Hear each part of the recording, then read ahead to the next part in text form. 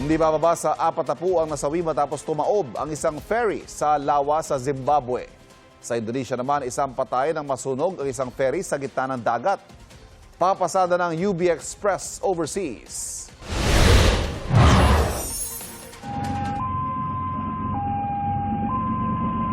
Makapal na usok ang tanaw sa gitna ng dagat sa Lombok Strait sa Indonesia.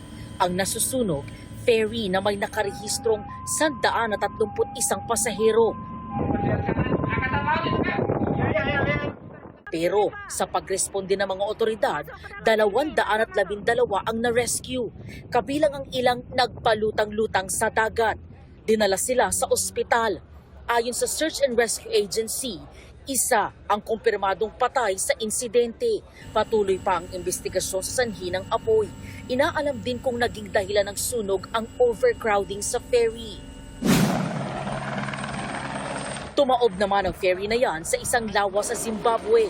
Base sa investigasyon, dahil yan sa malalakas na alon.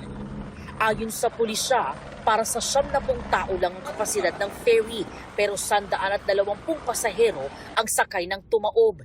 Hindi bababa sa 44 ang nasawi sa insidente. 67 ang nasagip at nabigyan ng paunang lunas. Patuloy pa ang search and rescue operations. Ito ang unang balita. EJ Gomez, GMA News.